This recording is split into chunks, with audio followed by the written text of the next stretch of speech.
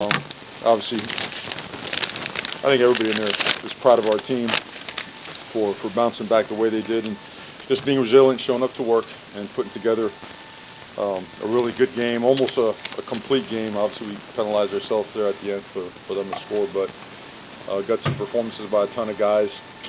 Obviously, Jakari got the start, did a lot of good things, and Jalen Knight ran really hard. Credit to the offensive line, down 3 or 4 starters and rushed the ball well, allowed 1 sack. And obviously, Cam Kitchens, I think he's had a school record of it, if I'm not mistaken. But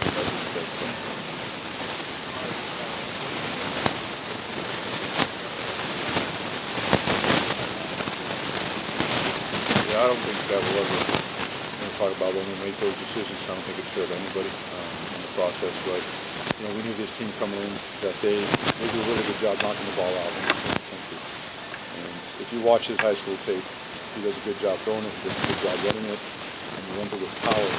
Has great ball security, always has. So, he did a real nice job today. Mario, is it possible that the Hurricanes start down the stretch? Well, when you perform that well, that's always going to be the first question. I'm sure you guys had that one loaded and ready to fire out. He did a really good job tonight. So, obviously, he's a really good player. So, he's earned a lot. The physicality up front on the run game for you guys, just from the start, was there. That had to be nice to see. Well, you got a lot of new starters up, right? You've got, you mentioned it, 3 or 4 offensive linemen that are new, right? We miss Elijah Arroyo, man. I mean, that guy's a really good football player. And, freshman quarterback on the road is going to be necessary to protect him, to get the ground game going, and part of the offensive line. And really the coaching staff putting together a game plan that allowed us to be successful and execute it really well. How much does playing time allow you to add things to the offense? He's got a lot more speed than James or Tyler. Right. Well, when you watch film, you'll see the difference. It's a different game plan, right?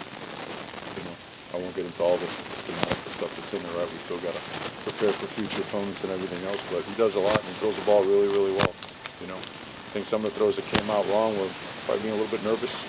Well, this is good to get a road game underneath his belt, make it a victory, and now improve from here. Well, you guys didn't have the way Jaden stepped up into that role tonight. Can you speak to that? Awesome job. And the best part about him is that, he has a lot of pride. And he fumbled, right? Earlier this season, everybody's all, well, play this. But no, let him earn it back. And he did. And he did it by spending a ton of time on ball security, running harder, understanding protection better. I don't think people realize how well he protected tonight as well. They brought corner fire, they brought Mike fire, they brought nickel fire, and he picked them all up, I believe, on the touchdown as well. So just really fired up about Rooster in the way, as we affectionately call him, the Rooster, right?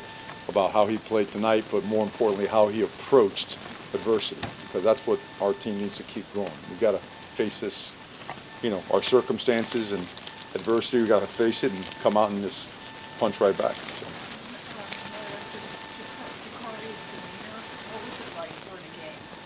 He's unfazed. Yeah, he's unfazed. I mean, if you, again, take some time to watch his high school film. It was the same demeanor tonight. He's commanding presence, doesn't get phased, is physical, right? Made some really good throws. Thought that slant he threw in the first half on the 3rd down, it really sparked us to go down and score, was a really big throw as well. So he did a great job taking in the game plan, practicing well throughout the course of the week along with the other guys. And so he came out tonight and he showed it, 7 for 12 on 3rd down, putting ourselves in good and manageable 3rd down situations certainly helped as well.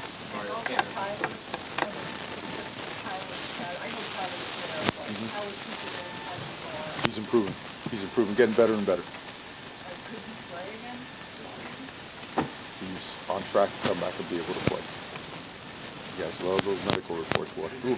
Cam Kitchens, his night just 3 interceptions. Yeah, one of them 99 yards. Well, he's trying to score on the onside kick too now. Yeah. He got the appetite for getting in the end zone. So that guy, if you walk into our facility throughout the course of the week, at night, late into the night, he'll be there just watching, studying, bringing in guys with him. He's exactly what you want on your football team. And all that stuff pays off, man. People forget he's only a sophomore, okay?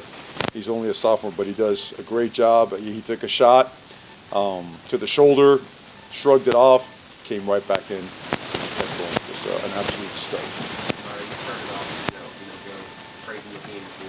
how they kind of bounced back after the FSU loss. I mean, how did they do that? I guess because it's easy to say just put it behind you, but it's a tough loss. It's hard to shake off. You do it with reality, you know, in a world where everybody's always head faking and BS, and we just do it with reality. We just talk about the facts. We didn't play well last week.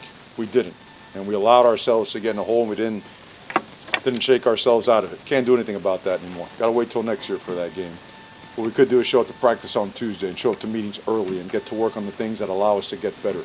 And if you sugarcoat that, you're setting yourself up for disaster. So we won't do that. We're developing, we're growing as a football program, we're building, and that's a really nice way to take a step in the right direction by the way the guys responded and played tonight.